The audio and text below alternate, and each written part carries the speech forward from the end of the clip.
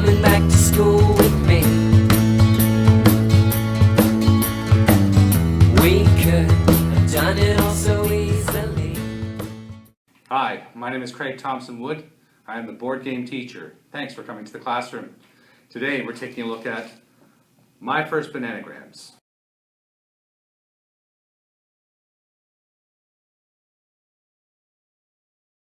So I'm looking at the report card for My First Bananagrams. I've given the number of players, which is between 1 to 4. I know B+. That's sort of my thing for, as I've said before, I think the larger numbers, in the classroom games are nicer. But in this game, being that it is intended for younger children, I mean, this game could even be appropriate for preschool level children. So it's quite unusual in that respect, and so you definitely wouldn't want large numbers of preschool children all trying to play one game. It would just be chaos. For learning, I give the game an A+. I mean, there's some games which are fun games and you have to kind of look deep for the learning that goes on within them. This one is the learning, which they've tried to incorporate some fun into to make it a game enough that kids would want to play it as opposed to doing something more academic like reading a book or flashcards or whatever.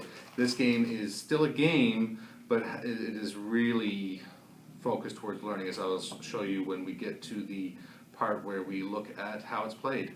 Fun? I played this game with Timothy, and his first reaction was, honestly, his first reaction was, this is lame. So he wasn't too enthused by it at the beginning. Now, we did get through it, we did have some fun, but towards the end it started devolving into using the tiles to make a person's head. The game in and of itself, is it fun? Not so much. It's okay. I mean, it could be fun, especially once the kids start to get older and do more reading. Then you can maybe graduate them into building words and then eventually into Bananagrams, which is a much more fun game. For time, A. I mean, this game, the setup is simple, the play is simple. You can play as long as you want, as short as you want. So the setup and the teardown is simple, and the play time is as long as you want it to be. Cost, B+. It's very cheap. I picked this one up for 19 Canadian dollars at my local game store.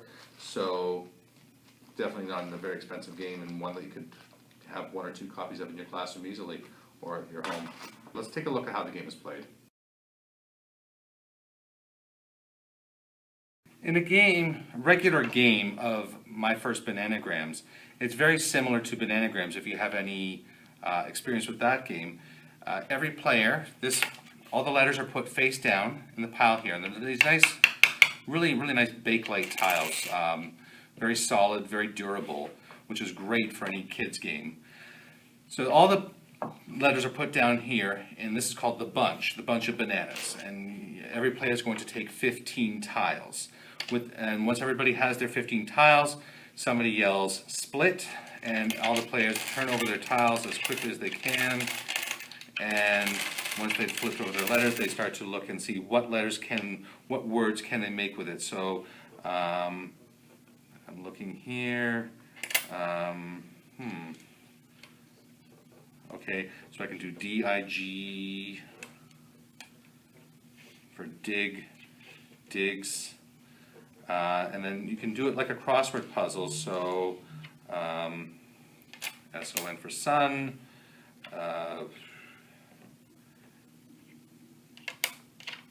F-E-N-D for fend, and then at any point you can yell trade, and you can trade as a 1-for-1, so I can leave my letter out and I can take a new letter.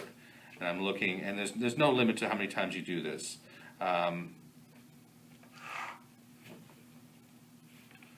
Trade, so the R instead of there, and so on. You keep going through this until one player has finished all their tiles, in which case they're declared the winner. And that's how a simple game of Bananagrams is played.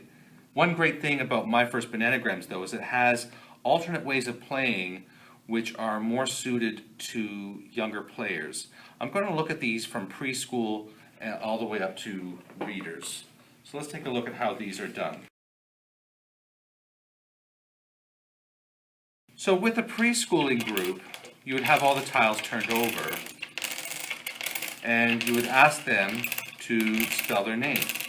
And in preparing for this video, I did try this with Timothy, and he was able to spell his first name, but not his last yet. Spell their first name. Now, you should note too, with each of the tiles, point out to them that on the bottom of each tile is a little line. There's a little raised line above each. That shows where the bottom of the tile is, which is going to help some of these children to know the difference between a B and a D, or even a Q. A B upside down may look like a Q, but the Q has the line and they actually have the tail. They've also color-coded some of the things, so every S will be red. All the vowels are this yellowy color, and Y is green as well as yellow because it's a sometimes vowel. So they have done that color coding on there. So the first one for preschoolers is spell your name. The second one would be, do the alphabet. A, B, C, D, and so on. So doing the alphabet. If they find that easy, you could take maybe 3 random letters. You have V, S, and H here, and tell me what is the alphabetical order for those 3 letters. Which one comes first, which one comes second and third. Well, actually, they're actually in the correct alphabetical order right now, but you get the idea, where you could take 3 random letters and say, here you are, Q, M, and D. And so put them into the correct alphabetical order. The next one could be a letter matching game, so finding letters that match within a set. These could be face up or face down, so they could find E, E. Might take a little longer to do it that way, but see if they can sort of say E, and find matching letters in the sets. We're starting to get some letter recognition in there as well. So let's take a look at early readers. So for the first thing for early readers is a sound it out, where you can take a letter tile like T and talk about the sound that it makes. T, t. And so what words can you think of that start with the T sound? So you have like 10 and toy. So as they give out the words, you can spell them out together, see if how much they can sound out, how much they know how to spell. One cool thing in the My First Bananagrams is they have these dual letter tiles, where there's 2 tiles combined in one.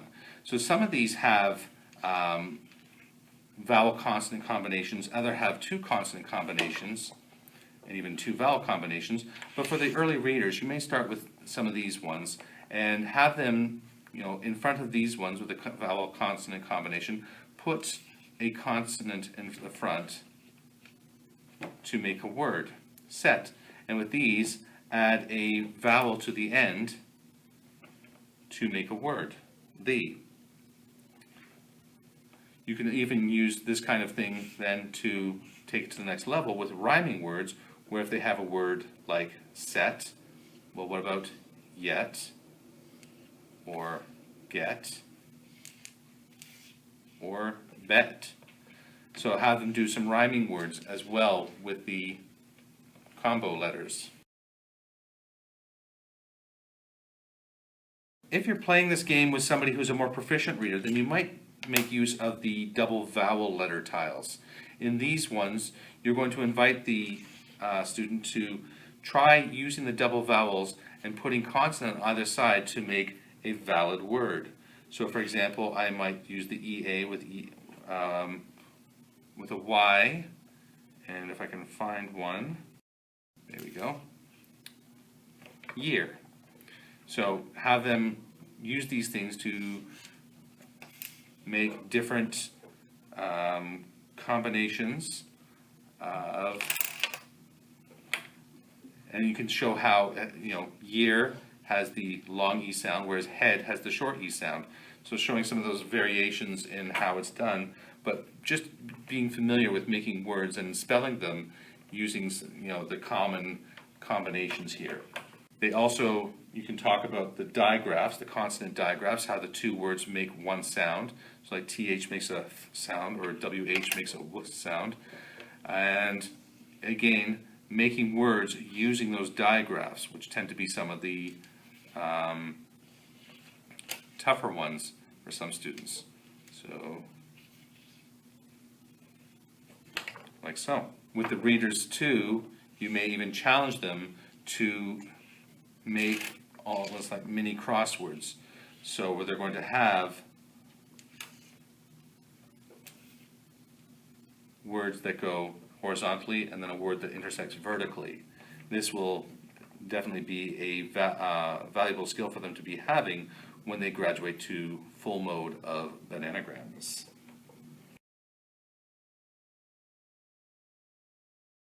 And so that's it for my first bananagrams. Hopefully you've seen something in the video that you've enjoyed, that you maybe make you think about going out and getting this for yourself, for your own kids, or for your classroom. I think it's a great game for young kids and for developing readers. I would highly recommend this game. I think there's a lot of fun and things to it. I think the fun little banana bag has some appeal to it. The fact that there's those solid bake-like tiles, makes it very tactile, the colors, and even the variety of games that you saw to play for different age ranges. I really love the way that they've really thought this one out very carefully in terms of moving it forward from the most basic levels, the earliest readers, all the way up to the readers, and then talking about how you can graduate that into full-on bananagrams.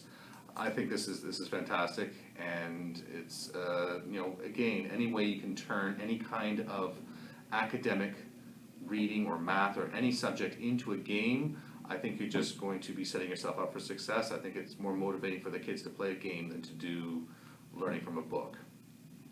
So if you have any comments, please leave them in this comment section below. I'd love to hear from the viewers. And if you have anything else you'd like to see on this channel, please let me know, and I'll get right back to that and get on that as soon as I can. But until next week, I'm Craig Thompson Wood, the board game teacher, saying thanks for coming to the classroom.